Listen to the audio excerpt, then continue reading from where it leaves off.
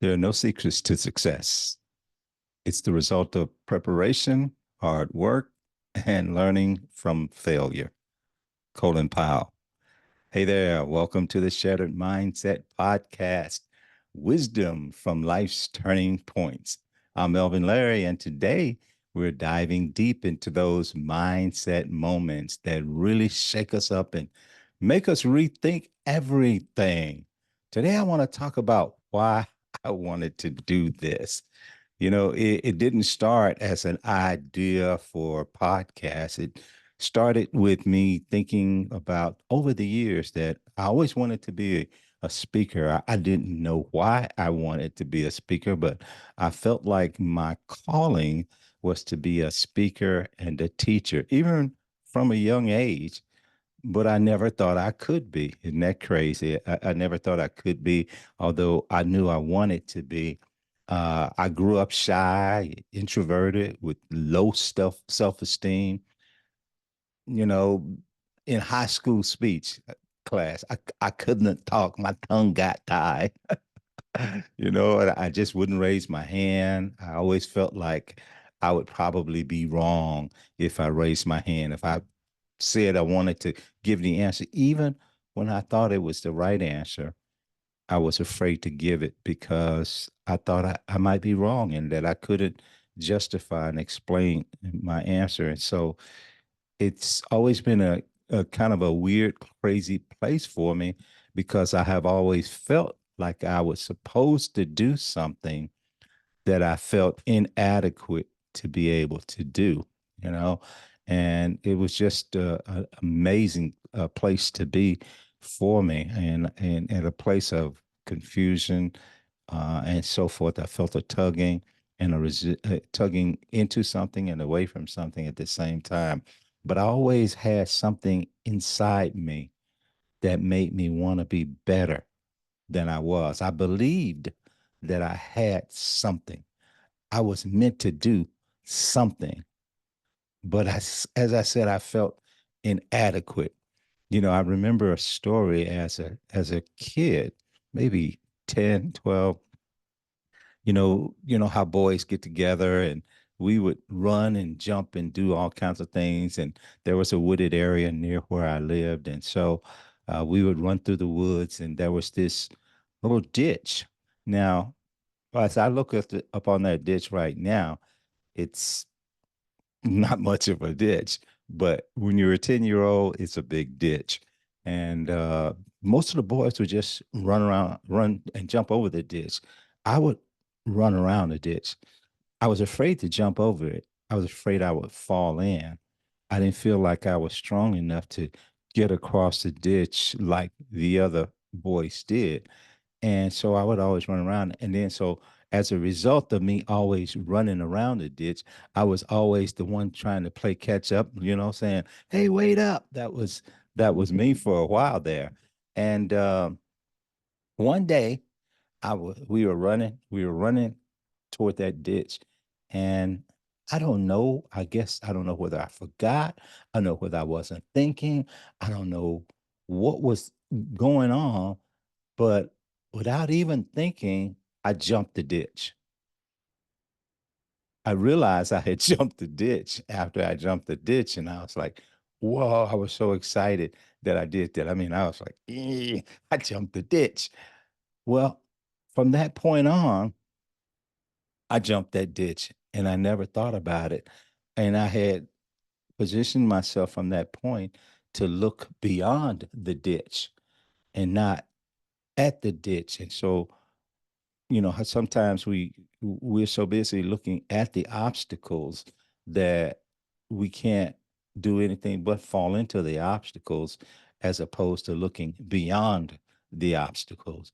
And so when I learned to look beyond obstacles, I learned to grow. But even after that episode and other such episodes, I still grew through that period of inadequacy or feeling of inadequacy and inability to do certain things. And I wondered how and why I couldn't do things. But there was always something inside of me that said, that I was better than I thought I was. But other people saw something in me too, and that's a good thing. Sometimes I felt like other people saw things in me that I didn't do. I can remember the first personal development book was Think and Grow Rich that was handed to me when I was maybe 19, 20 years old. And it was handed to me by a gentleman by the name of Jim Perkins. He was a senior vice president at FedEx. And I was young, but he saw something in me and he kind of sort of mentored me a little bit and he would talk to me. And I began to grow and to read more. I read that book and it arrested me, it grabbed me. And then I immersed myself in personal development.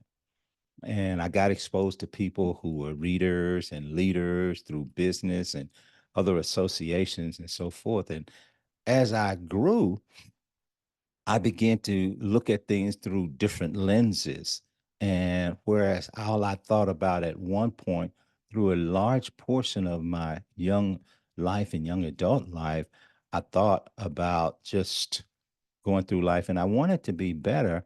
But as I grew through life and I would see people, I'd see people on the street and I'd see people who maybe on Skid Row and who seemed to live their lives and at the end of their lives, not maybe have much to show in accomplishments for it. And that's not a criticism by any means of anybody or anything of that sort. It's just that I wondered, and I wondered about life's purpose, my life's purpose, even.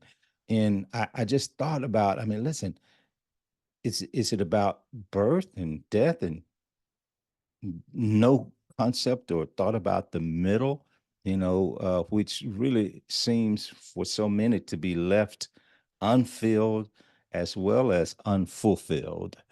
And I just wondered so much about the middle. I think about that. I look at people, I look at myself, and I see all of these things around me. And I just wondered, is this it? Is this it?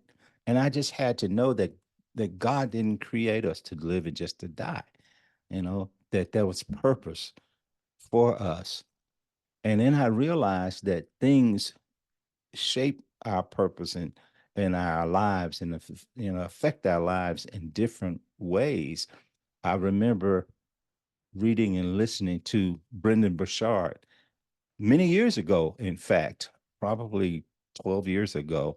And I remember that he said, and in thinking about your life, to always think about the terms, did I live? Did I love? And did I matter? Just asking yourself, did I live? Did I love? And did I matter? An end of life thought. Wow. And I thought deeply about that for myself. How had I lived? How had I loved? And how had I mattered? Did I? Was I living? Was I loving? Was I mattering? And so it was important to me to know that my life had meaning, you know? And so I remember listening to an audio of Les Brown, and he talked about an end of life story. I may not tell a story just like he told it. I could never tell a story like Les Brown told it.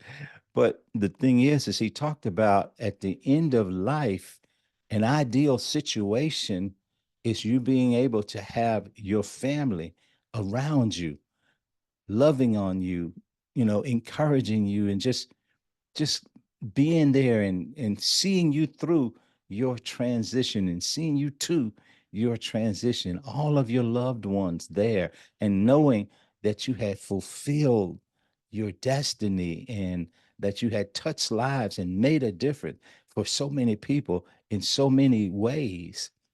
But the alternative to that being all of the things that you didn't do, all of the goals that you had, all of the objectives that you had, and the missions that you had, and the visions that you had, and the things that you wanted to do, standing around you with angry eyes, saying, only you could have made me live. Only you could have given me life. But now we have to die with you. We have to die with you. Unrealized goals, unrealized dreams, unrealized efforts. And I heard him, having the audience repeating, I refuse to live an unlived life. And that just rang so with me that I just thought, listen, I don't want to live an unlived life. I refuse to live an unlived life. So I thought, what do I do with my life experiences? I've gone through life, I've had experiences, and, with age and different things of that sort, life experiences, lessons, failures. How do I give back? How do I give back and live a life of value? How do I address this? The life between life, birth, and the end. What do I do about that? How do I fix that situation? And I really thought about that. So I realized that myself and others' experiences through life and business and marriage and divorce and all of those things, age and years, that I have something to give, and so do others. So the Shattered Mindset podcast speaks to how those life experiences, incidents, accidents, environment, culture, career, etc., all of those things, how they cause mind shifts that have and are and will affect people's present and future decisions, their situations and conditions, their state and quality of life. I thought about that. And so we'll share some of those insights and we'll talk about those things. Sometimes just me, sometimes I'll interview guests. And I look forward to you joining us and inviting others to join us on this interactive journey on the Shattered Mindset podcast, where we'll share wisdom from life's detours, turning points, and defining moments. Listen, until the next time, keep adapting, keep evolving, and keep reaching for those new horizons. Take care. I'll see you next time.